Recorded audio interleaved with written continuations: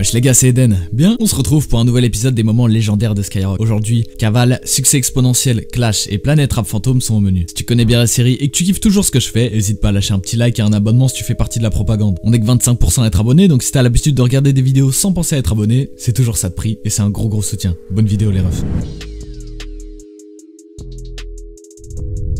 Récemment, si vous avez suivi les sorties, vous avez pu apercevoir l'excellente Don Dada Mixtape sur laquelle on a pu retrouver 4 prestations exclusives de Nekfeu. Un Nekfeu qui, depuis le retour des étoiles vagabondes, pour notre plus grand bonheur, paraît très provoquant. Comme j'en ai déjà parlé dans de nombreux épisodes, Skyrock et les rappeurs français, c'est un amour très instable. Avant, c'était inévitable de passer sur Sky quand internet n'était pas encore assez développé. Et puis même jusqu'à très récemment, c'était Skyrock qui décidait de quel titre allait être le son de l'été. Mais avec les démocratisations des médias rap, des plateformes de stream, des youtubeurs et de tout ce qui s'ensuit, Skyrock perd de plus en plus de pouvoir, ce qui permet à beaucoup d'artistes de gagner leur indépendance à ce niveau. TikTok a aussi énormément joué là-dessus et va être encore beaucoup déterminant sur les années à venir si on pense encore à Weshden ou à Bosch cette année. Ce qui fait qu'aujourd'hui, les artistes peuvent se lâcher et se lâchent de plus en plus comme Nekfeu sur le titre San Andreas. Skyrock FM, chez nous y a personne qui les aime. La phrase n'est pas complète, je vous l'accorde, mais YouTube me permettrait clairement pas de développer sur cette ligne sans retrouver ma vidéo supprimée. Donc pour ceux qui n'ont pas écouté le son, ça parle d'accusations assez bressons à propos de Pierre Bélanger, le PDG de Skyrock. Au moment de la sortie de la tape, à l'autre bout de Paris, Mehdi Maizy et Fred se retrouvent en live Insta. Et le mot se fait passer très vite dans le chat, et Fred a une réaction plutôt surprenante. Voilà mon vieux. Attends, c'est quoi les messages? Nekfeu, il a torpillé Sky, c'est quoi? Ok. Ouais, Apparemment, il a fait une phase sur Sky, j'ai pas écouté encore. Ouais, écoute, je rappellerai plus tard comment Nekfeu, je l'ai sauvé un jour de Willy le Barge, mais ça c'est plus tard. Allez, ciao. Oh là là. Qui est Willy le Barge et pourquoi il en voulait à Nekfeu? Willy le Barge, c'est un des fondateurs du label YW où notamment Gizmo est signé. À une certaine période, Gizmo et YW sont en embrouille contre Nekfeu. Gizmo et Nekfeu qui collaboraient ensemble sur l'entourage notamment. En avril 2011, Nekfeu signe dans le label YW mais se voit très vite partir le 20 janvier 2012. Sauf qu'entre temps, Nekfeu enregistre un album qui se retrouvera être le nerf de la guerre entre les deux côtés. Au milieu de plein d'embrouilles personnelles extérieures au rap, cet album a été réintitulé Black Album et devait sortir sous le label YW. Cependant, Nekfeu s'est opposé à ça, ce qui a valu le fameux procès à 1 million d'euros dont Nekfeu parle sur le titre Olakala. Je suis en procès, on me demande 3 milli. Tu veux quoi? Que je le multiplie par 3 et que je me le colle sur la tête? Il y a eu notamment de nombreuses interactions, de son clash, de bagarres pendant cette période, mais pour en savoir plus, je vous invite à aller voir après cette vidéo ma vidéo sur le clash Nekfeu Gizmo. Bon, elle a vraiment mal vieilli, c'était ma deuxième vidéo, ça va. Cette fois-ci, je vais vous parler de la fois où Damso ne s'est pas rendu à son Planète Rap en boycottant totalement l'émission. Ce qui était également beaucoup critiqué à l'époque, c'était le fait d'aller en Planète Rap et de ne pas passer en playlist. C'était sûrement l'un des plus gros reproches que faisaient les rappeurs à une époque à Skyrock.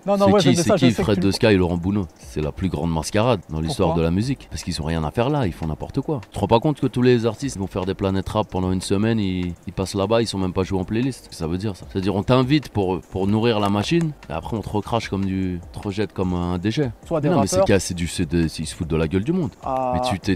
Mais t'es sérieux, Skyrock, y'a même pas de DJ. T'as vu ce que c'est une vraie radio hip-hop? C'est des mecs qui appuient sur des boutons, c'est Romano, c'est je sais pas quoi. C'est même pas, c'est une blague. Damso, lors de la sortie de Batterie Faible, devait se rendre sur le plateau de Planète Rap pour faire sa promo. Tout était préparé, mais au dernier moment, 20h30, 1 heure avant le Planète Rap, un post Instagram fait son apparition. Mais son ne passe pas en playlist, donc je ne passerai pas chez Skyrock non plus. On passera chez Skyrock quand on passera sur Skyrock. En fait, à la base, on devait me passer. Je pense, normalement, il devait passer mes sons en playlist. Et je savais pas que je passais pas. Puis je l'ai appris, j'ai refusé de passer. C'est tout simplement ça. Parce que j'allais donner 5 jours de ma vie, bosser comme un ouf, et finalement ne pas passer. J'avais des inédits, j'avais travaillé mon Planète Rap.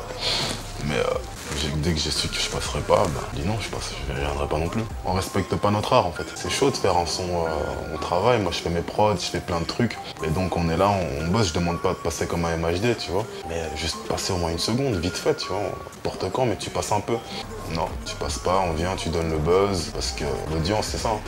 Les gens se connectent dessus, ils regardent, ils se font du cash. Et à côté de ça, après on te jette comme une merde comme ça, et on finit on n'entend plus parler de toi. Est-ce que vous vous souvenez de Guerilla? Guerilla, le fameux son de Soul King qui s'est retrouvé être un des freestyles les plus écoutés et vus au monde avec 277 millions de vues. Et ce qui est le plus intéressant au sujet de Soul King, c'est que peu de gens savent d'où il revient. En 2008, il lâchait tout pour partir en France, sa voiture, son logement, toute sa vie, pour un visa de 3 mois. Passant de SDF à loger dans des foyers à droite à gauche, il était à l'époque dans la danse. Faut savoir que moi, t'as vu, j'ai pas de famille en France. Donc ouais, j'arrive, je suis solo, je suis tout seul et tout, j'arrive, tac. Cette année-là, je crois que c'était l'une des années qui a fait qui a eu le plus gros froid. Et genre moi, tous les matins, j'étais en colocation chez un mec ici à Paris. Il me dit ouais, y a ma meuf qui revient de Guadeloupe. tu vois. Donc tu peux pas rester chez moi, je peux plus rester chez moi. Je dis ouais mais frérot, comment je fais moi maintenant? Je dis tu sais quoi, laisse ma valise chez toi, les trucs et tout. Et vas-y je vais me démerder, je reviens dans 2 jours, je vais récupérer mes vêtements. Il me dit vas-y c'est bon, tranquille. Et il faisait méga froid de ouf, tu vois. Il y avait le foyer où j'habitais avant, où je me suis fait expulser. J'ai le code et tout, tac, je rentre et tout, la nuit, je dors là-bas. En dessous du chauffage et tout, genre je dormais vraiment au-dessous du chauffage. Je mettais mes jambes sur le chauffage tellement il faisait froid de ouf. Imagine-toi le délire. Mais sans succès en France, il retourne en Algérie et monte son groupe Africa Jungle, qui connaîtra quand même un certain succès. Succès qui justement lui permettra de retourner en France avec 2 membres du groupe quelques temps plus tard. Soul King, avec une certaine expérience dans la musique, commence à se faire solliciter par un de ses amis parisiens pour faire enregistrer des artistes dans un studio. Et en contrepartie, Soul King bénéficierait de temps pour utiliser le studio gratuitement et s'enregistrer pour ses sons solo. C'est là que sortent ses premiers titres, et notamment le titre Dounia qui fera 26 millions de vues. S'enchaînent les succès avec notamment le titre Milano, la signature chez Affranchi, le label de Sofiane, et le freestyle Guérilla qui fut le 3e freestyle le plus vu de l'histoire des freestyles sur YouTube à un certain moment, qui comptabilise bientôt 300 millions de vues. L'histoire est belle et le parcours aussi.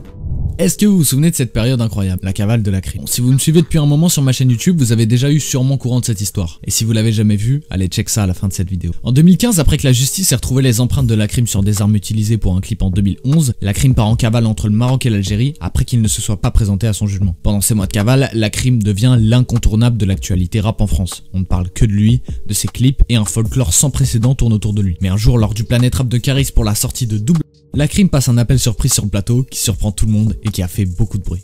Attendez messieurs, je suis désolé de couper le son. On commence à être dedans mais on a un coup de fil. Et je pense qu'il faut le prendre tout de suite ce coup de fil. Parce que c'est compliqué à l'avoir. Et c'est quelqu'un qui va absolument parler dans le Planète Rap de Caris. Quelqu'un qu'on aime beaucoup. Qui était d'ailleurs sur ton précédent projet. T'es pas au courant? Non. Eh bah dis allô, tu vas voir. Allô. Ouais gros. C'est qui? Alors Ricard, c'est comment? Tu connais pas la crime? Karim, bien ou quoi frérot? C'est pas mon frérot? Quoi, la femme. Mais je suis le seul qui arrive à t'avoir, on dirait. Ma gueule, ça va encore mon grand? Tranquille, ça dit quoi? Ça dit quoi mon frérot? T'as la pêche ou quoi? Ouais, ça va, alhamdoulilah. Je voulais te souhaiter bon courage, ma gueule, pour ton. Ouais, merci. Bon courage. Merci frérot, merci, ça fait plaisir de ouf. Ouais, je suis désolé, on a coupé le disque de PS Auto, mais on va le remettre dans un instant, mais je sais que c'est compliqué pour t'avoir. Ça va bien la crime? Ouais, ça va, on essaye, ça va, alhamdoulilah. Content d'entendre ta voix en tout cas. Content de t'entendre frérot. Merci, je vous embrasse tous, merci beaucoup. On m'a dit, ouais, bientôt, on m'a dit que c'était ton Planète Rap. J'ai écouté les 3 sons de mon rap. Ouais, poteau, force à fond. Ah, Simer, frérot, Simer, ça fait plaisir. Force à fond, je t'embrasse. De fou, moi là, moi aussi je t'embrasse. Fais attention. Ouais, je le désire. DZ, mon gars. Merci d'avoir témoigné la vidéo, mon ref. Si t'as kiffé, n'hésite pas à lâcher ton meilleur like, ton commentaire et ton abonnement si tu veux faire partie de la propagande. Suis-moi sur les réseaux sociaux, EdenLZ partout sur Instagram et sur Twitter. En même temps que la mise en ligne de cette vidéo est sorti mon nouveau podcast présenté par Tarek de chez Vente Rap FR. Ça parle des dessous de l'industrie rap, les métiers de l'ombre, les gens qui tirent les ficelles de tout ce milieu. Si vous voulez un jour travailler dans le rap ou tout simplement que vous êtes passionné par cette musique, je vous invite à écouter le premier épisode de La Loge sur Vinzi. J'en dis pas plus, passez une bonne journée ou soirée, prenez soin de vous et rendez-vous samedi prochain.